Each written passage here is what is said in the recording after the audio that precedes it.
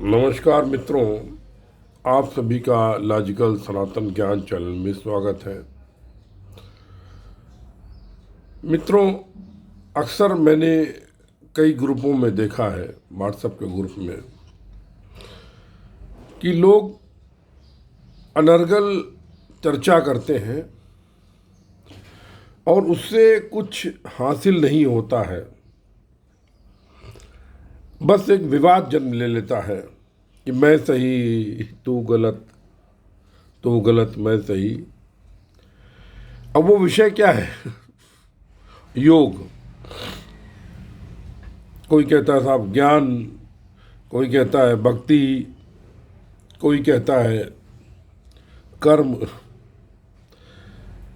इसके ऊपर बहुत चर्चा होती है, लेकिन सिर्फ चर्चा ही होती है, क्योंकि आपको मैं फिर से एक बार, हालांकि मैंने कई क्लिप में इसको समझाने का प्रयास किया है कि हमारे जो शास्त्र वेदों में जो इस तरह का ज्ञान दिया हुआ है बहुत ही मैथमेटिकल टाइप है, बिल्कुल मैथमेटिक तरीके से है। अगर आप हालांकि कुछ लोग इसको बहुत अधिक कॉम्प्लिकेटेड करके बताने का प्रयास करते हैं, घुमाते हैं फिराते हैं, लेकिन सबसे पहले आप ये समझिए, देखिए योग क्या है। आध्यात्म में अनुभव से बड़ा कुछ नहीं होता है, अनुभूति से बड़ा कुछ नहीं होता है। ये एक चीज होती है, सबसे पहले आप, ये एक होती है जानकारी। जानकारी यानी आपने नेट से पढ़ा, किताबों में पढ़ा, वेदों को रट लिया, गीता को रट लिया, सब कर लिया। वो जानकारी आपने समाज से ली, समाज को दे दी। आपने ली मतलब अपने गया अपना और दे दी। और दूसरा होता है ज्ञान। ज्ञान तब आता है जब मनुष्य को अनुभव हो जाता है, अनुभूति हो जाती है, तब वो ज्ञान की बात कर सकता है। आइंस्टाइन ने तो यहाँ तक कहा कि आप एक लेक्चर अगर देना चाहते हैं तो तभी दे सकते हैं जब तक में आपने उस सब्जेक्ट को महसूस ना किया हो, रियलाइज ना किया हो, आपको उस पर कमांड ना हो। आप नहीं बोल सकते, पढ़ करके इसे किताब से देखेंगे। ज्ञान तब होता है जब आपके अंदर की प्रज्ञा विकसित होती है। प्रज्ञा क्या? देखिए, बुद्धि जगत से ली, जगत को दी, प्रज्ञा अंदर से पैदा हुई और बाहर को दी।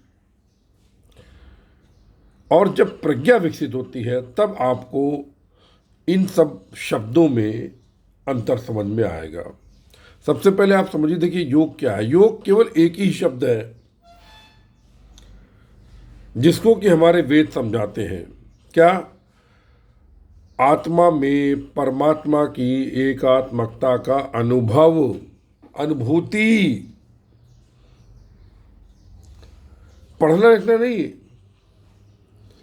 जब आप अपनी आत्मा में, आपके जो जीवात्मा है, आपका जो मन बुद्धि, इससे आप परमात्मा का अनुभव करें, उसकी एकात्मकता महसूस करें, तब आपको योग घटित हो गया। अब ये योग जो होता है ये कुछ समय से लेकर के लंबा चलता है, और जब ये लंबा चलता है जैसे लगातार, तो वो ब्रह्मस्वरूप बन जाते हैं लोग एक तरीके से। अब योग से देखिए क्या होता है, लोगों ने, अब योग कैसे करें? योग के लिए पहले आपको अंतर्मुखी होना पड़ेगा। तो मेरे क्लिप पड़े हुए हैं।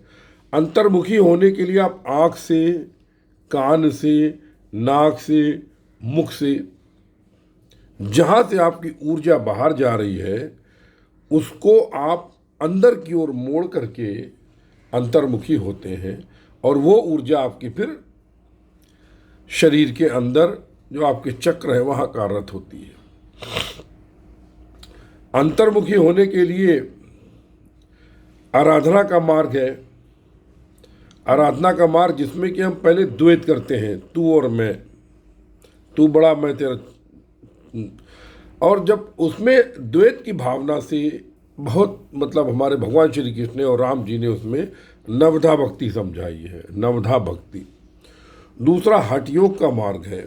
हठ योग का मार्ग है जो शरीर के साथ खेल करके हम अंतर्मुखी होते हैं। जैसे उसमें क्या है, षष्टांग है, सप्तांग है, अष्टांग है। अष्टांग को पतंजलि महाराज ने बहुत प्रतीत किया। इसके अतिरिक्त और कोई योग नहीं है, फॉर योर का इंफॉर्मेशन। बस केवल उन पद्धतियों को, उन मार्गों को योग का नाम देकर योग बता दिया। मतलब अंतिम जो आत्मा की परमात्मा एकात्मा का योग वही है, लेकिन उसके जो मार्ग हैं उन मार्गों को भी योग का नाम दे दिया। जैसे कानों के माध्यम से आप अंतर्मुखी हो रहे हैं, उसको बोल दिया कर्ण योग, शब्द योग, अक्षर योग।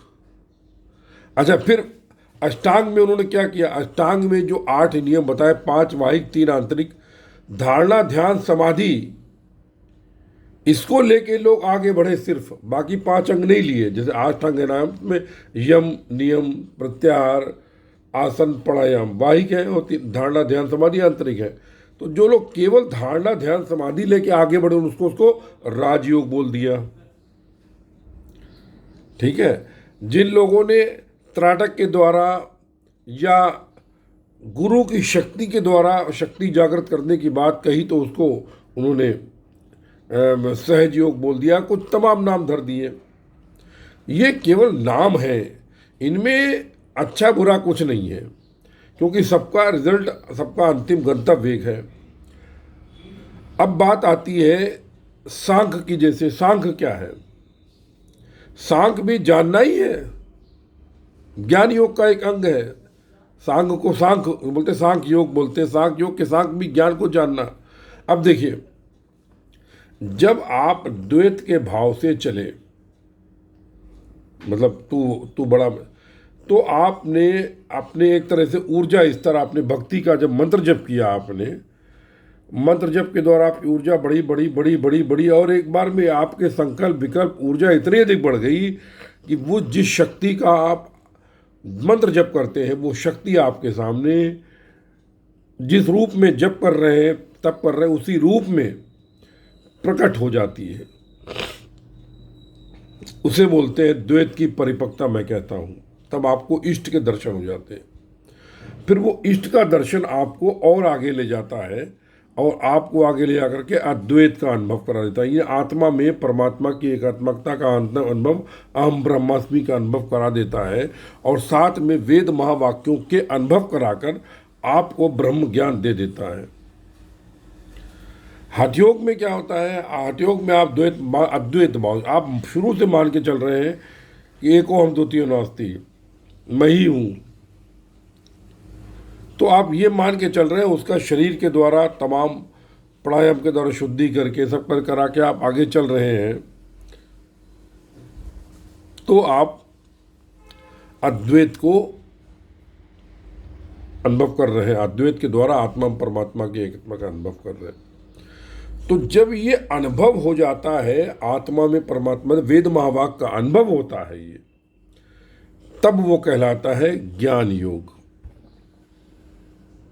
और इसको एक्सप्लेन करने के लिए सांख्य के द्वारा मीमांसा लिख करके उसको समझाने का प्रयास किया। वास्तव में ये ज्ञान योग है। और आप जब भक्ति के द्वारा आगरते, तो आप भक्ति के मार्ग से चूंकि आप आए हैं, आपने भक्ति के द्वारा ज्ञान प्राप्त किया, तो वो कहलाता है भक्ति योग। और फिर जब विभिन्न कर्म जगत में आप करने लगते हैं, जिसके लिए भगवान श्री कृष्ण ने भगवत गीता में दिखाया समत्व का भाव, कोई छोटा बड़ा नहीं, सुख दुख में एक समान रहना, स्थिर बुद्धि, स्थित प्रज्ञ,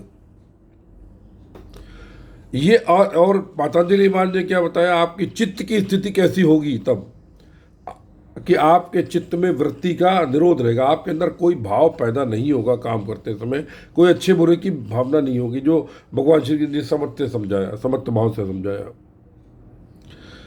फिर जब आप कर्म करेंगे तो उसमें जो है, उसके लिए भगवान श्री कृष्ण ने एक और सूक्ति बता दी, कर्मेषु कौशलम। कोई भी कर्म आपको दिया जाएगा, आप उसको बहुत ही कुशलता के साथ करने लगेंगे, वो कर्म योग है।